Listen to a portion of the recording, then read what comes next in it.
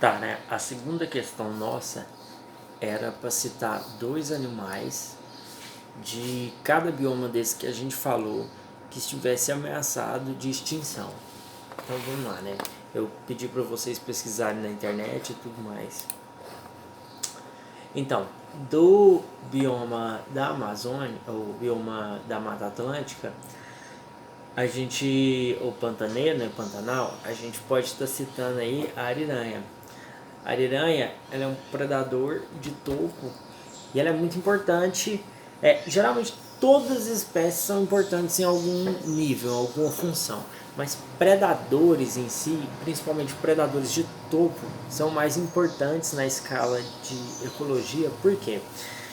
O predador ele mantém todas as outras ordens de animais, todos os outros animais ali no lugar, com a população controlada, digamos assim. Então, acredita-se não, né? Tem estudos que mostram que lugares que tem que tem predadores de topo, esses animais ajudam porque tem a heterogeneidade de espécies, porque o predador ele vai estar predando uma espécie que seja muito competitiva. Por exemplo, a gente está no rio. Nesse rio existem várias espécies de peixes e um peixão grandão lá que é o predador master. Esse predador master come um peixinho desse, um peixinho desse, um peixinho desse, um peixinho daquele, um de cada espécie dessa. Se a gente tira esse predador, o que vai acontecer? Essas espécies aqui vão começar a se reproduzir muito. E esse peixinho que está aqui, ele é melhor competidor do que esse. Ele come a mesma comidinha desse. Se não tem um predador aqui para estar controlando essa espécie, ela vai ter uma superpopulação. Então ela vai crescer bem mais do que essa aqui e vai tomar um nicho ecológico dessa aqui. Lembrando que um animal nunca ocupa o mesmo nicho do outro. Então, essa espécie aqui vai acabar, com o tempo, vai acabar entrando em extinção. Por quê? Porque como essa aqui é boa competidora e não tem o predador master lá, o predador de topo, para estar controlando essa espécie aqui, essa espécie vai levar a outra em extinção. E assim sucessivamente. Beleza? Então na Mata Atlântica a gente pode citar a ariranha. Vamos ver outro aqui que a gente pode estar citando. Esse é da Amazônia. Vamos ver outro aqui. O veado campeiro. O veado campeiro, ele é o maior cervídeo, né, da América do Sul. Ele está em extinção tanto no Cerrado quanto no Pantanal. Então a gente pode estar encontrando esse animal nos dois ambientes. Outro animal que a gente pode estar encontrando na Mata Atlântica e no Cerrado que está ameaçado de extinção é o gato maracajá. O gato maracajá, ele é muito confundido geralmente com a jaguatirica, mas ele não é a mesma jaguatirica. A jaguatirica é um pouquinho maior. O gato maracajá ele é bem difícil de encontrar, eu pessoalmente nunca vi, e eu vivo nos matos aí da vida e tudo mais e eu nunca encontrei. Vamos ver outro que a gente pode citar aqui. A jacutinga. A jacutinga ela é uma ave, ela é de médio a pequeno porte e ela é encontrada em vários estados, inclusive Minas Gerais e tudo mais. Minas Gerais, São Paulo, né? Então, esses animais, eles têm uma dificuldade muito grande de se reproduzir conforme vai tendo a expansão das cidades e tudo mais, né? E vão entrando em extinção. E por último aqui vamos ver o da caatinga, né? O da caatinga tem vários animais que estão quase entrando em extinção. E um dos mais importantes que eu quero citar aqui, e provavelmente vocês conhecem, é a ararinha azul, que é o bichinho do rio lá, sabe? Aquela ararinha do rio. Ela é diferente da arara azul mesmo. A arara azul lá, ela é chamada de arara azul de Lear. É aquela ararona grandona. Não é aquela que é a do rio, mas aquela lá também está entrando em extinção e ela é uma ave da caatinga brasileira. Ela é a arara grande, se eu não me engano, é a maior arara que a gente tem. A outra é a ararinha azul, a asa branca. A asa branca, nossa, olha pra você ver. Uma espécie que pra gente aqui tem bastante, né? Tá entrando em extinção lá. Por quê? Por causa da perda de habitat, por causa da falta de alguma proteína, alguma coisa que ela precisava lá e ela usando. A asa branca, para quem não conhece, aqui no Goiás a gente conhece como pomba do bando. Outro também que está entrando em extinção lá é o azulão, o cachorro do mato, calango de cauda verde, o gavião carcará. Olha, você vê, o carcará a gente tem bastante aqui também, e lá está entrando em extinção. Então é preocupante, né, a situação, tá? A gente vê que a caatinga ela está sofrendo muito essas perdas, e conforme está queimando o Pantanal, esses outros lugares, a gente vai ter muitas perdas ainda pela frente, né? Que a gente não pode nem calcular ainda. E vão ser perdas que vão acontecer mais à frente. Então eu deixo minha tristeza aqui para vocês. E a última questão era por que o agronegócio, né, deve conversar com o meio ambiente. Você não pode ser nem tão radical a ponto de querer conservar demais, e nem tão capitalista a ponto de querer produzir muito e devastar tudo, passar cimento, cimentar a Amazônia, por exemplo. Bom, os recursos naturais, eles são finitos.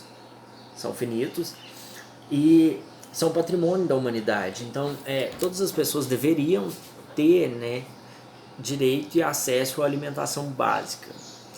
E para isso a gente tem que plantar. Para plantar a gente tem que desmatar. Nossa, professor, você é contra o desmatamento e tudo mais, a extinção das espécies? Olha, não que eu seja contra o desmatamento. Por isso que eu fiz essa pergunta para vocês, que eu queria ver qual que era a visão que vocês tinham, né? Eu quero ver as respostas ainda. Eu queria ter a visão, qual que era a visão que vocês tinham disso. Mas, enfim, a gente não deve ser tão radical, nem tão conservacionista. A gente tem que entender que a globalização ela não vai parar.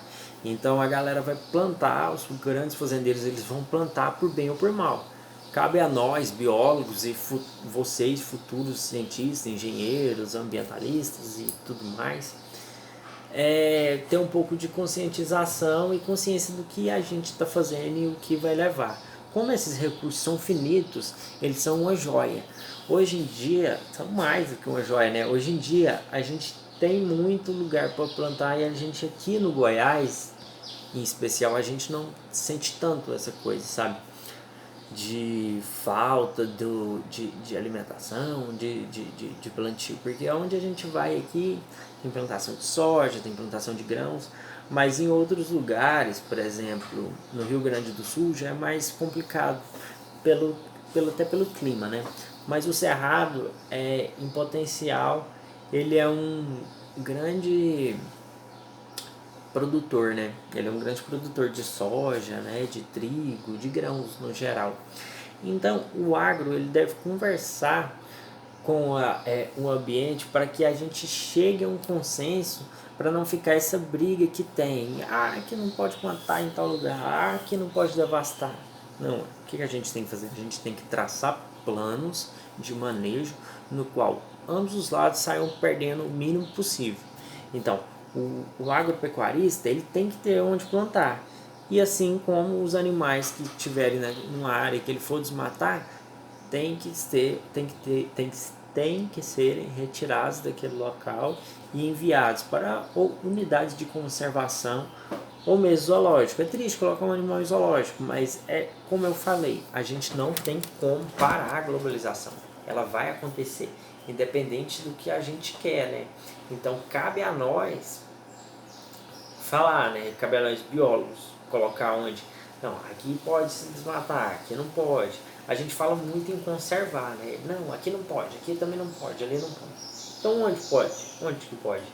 O agricultor ele quer saber isso. As pequenas produções, pequenos, digamos assim, esses pequenos fazendeiros, não esses grandes magnatas de fazendas, não.